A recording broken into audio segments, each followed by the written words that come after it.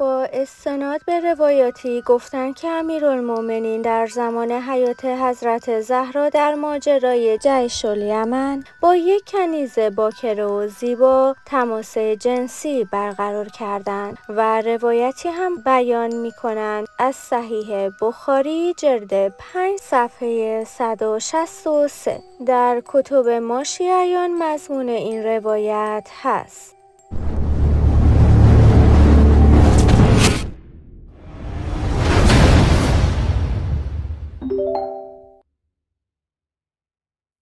اعتقاد شیعه بر آن است که امام علی تا زمانی که حضرت فاطمه زنده بود همسر دیگری چه از کنیزان و چه از زنان آزاد اختیار نکرد.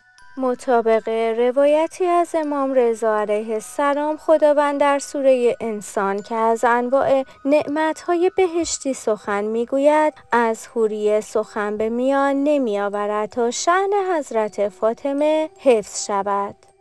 بر همین اساس در کتاب تفسیر نمونه می‌خوانیم آخرین نکته ای را که در اینجا لازم به یادآوری می‌دانیم این است که به گفته جمعی از دانشمندان اسلامی از جمله آلوسی مفسر معروف اهل سنت بسیاری از نعمت‌های بهشتی در این سوره برشمرده شده است، ولی از حورالعین که غالباً در قرآن مجید در اعداد نعمت‌های بهشتی آمده مطلقاً سخنی مطرح نیست. ممکن است این امر به خاطر نزول این سوره درباره حضرت فاطمه و همسر و فرزندانش باشد که به احترام ایشان ذکری از حوری به میان نیامده.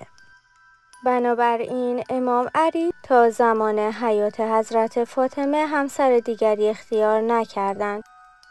مطابق روایات شیعه پیامبر گرامی با صراحت امام علی را به عنوان ولی و سرپرست مؤمنین معرفی کردند و فرمودند پس از من علی ولی هر مؤمن است.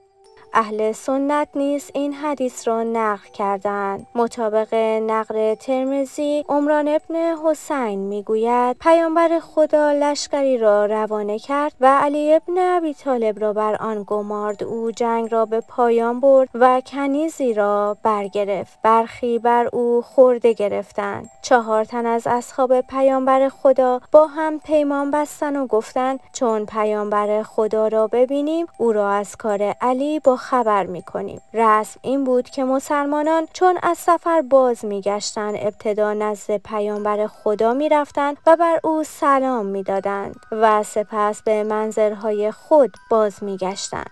همین که لشکریان آمدند بر پیامبر خدا سلام دادند. یکی از آن 4 تن برخاست و گفت ای پیامبر خدا آیا می‌دانی که علی ابن ابی طالب چنین و چنان کرد؟ پیامبر از او روی برگرداند. سپس دومی برخاست و مانند گفته پیشین گفت پیامبر از وی روی گرداند. سومی برخاست و همان را گفت پیامبر باز هم روی گرداند. سپس 4می برخاست و مانند آنها سخن گفت. پس پیامبر خدا در حالی که خشم در چهره‌اش هویدا بود فرمود از علی چه می‌خواهید؟ همانا علی از من است و من از علیم. پس از من او ولی هر مؤمن است.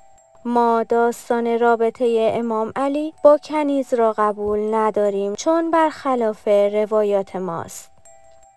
چنانکه امام کاظم علیه السلام فرمود مخالفین را بر اساس آنچه خودشان به آن پایبند هستند و قبول دارند ملزم کنید. در رابطه با اینکه جریان مذکور در کتب شیعه هم آمده است گفتنی است که در کتاب کشف و محجه ابن طاووس به نقل از علی علیه السلام آمده که فرمود بالاخره ابوبکر خلیفه شد ولی در کارها میان روی نمود و مفاسد را آشکار ننمود. پس با او مصاحبت کردم در حالی که نصیحت کننده او بودم و در آنچه که اطاعت خدا بود او را متابعت نمودم تا هنگام مرگ او رسید و محتضر شد. پیش خود گفتم امر ولایت را از من نگرداند. من اگر خصوصیاتی که میان او و عمر بود که قبلا بر آن تبانی نموده و به آن رضایت داده بودند نبود هر آینه گمان نداشتم که آن را از من بگرداند. با اینکه فرموده پیغمبر را بر بریده اسلمی هنگامی که من و خالد ابن ولید را به سوی یمن فرستاد شنیده بود که فرمود هرگاه از یکدیگر جدا شوید هر یک از شما بر لشکر خود مستقلاً امیر هستید و هرگاه در یک جا جمع شوید علی بر همه شما امیر است. پس رفت و پیشنهاد نمودیم و اسیرانی به دست آوردیم که در میان ایشان خوله دختر جعفر بود که برای حسن و جمالش جارالصفایش نامیدند. پس من خوله حنفیه را به غنیمت گرفتم و خالد او را از من گرفت و بریده را خدمت رسول خدا در حالی که تحریض و تهیج کننده بر من بود فرستاد و بریده به آنچه واقع شده بود خوله را خبر داد. پس آن حضرت فرمودند ای بریده سهم او از خمس بیش از آن است که اخذ نموده است، همانا او ولی شماست. و این کلام را ابوبکر و عمر شنیدند و حال بریده حی و حاضر است و هنوز نمرده است. آیا بعد از این برای کسی جای حرفی میماند؟ این نقل سند صحیحی ندارد و راویان آن ذکر نشده است گذشته از آنکه با واقعیت تاریخی و روایات ما نیز همخوانی ندارد، چرا که آنچه در مورد خوله حنفیه در منابع روایی ما از امام باقر و جابر نقل شده است آن است که در زمان ابوبکر خالد ابن ولید به جرم ندادن زکات و اعتقاد به ولایت علی علیه السلام به قبیله خوله حمله کرد و بزرگان آنان را کشت و خوله را به اسارت درآورد.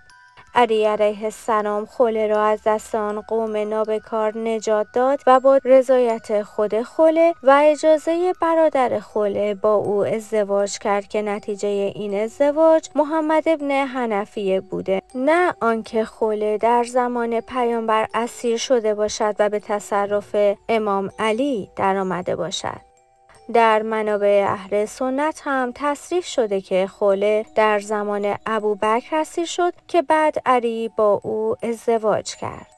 بنابراین نقل مورد استناد در کتاب کشف المحجة در مورد خوله هم سند صحیحی ندارد و هم با واقعیت‌های تاریخی همخوانی ندارد، لذا نمیتوان مورد استناد واقع شود.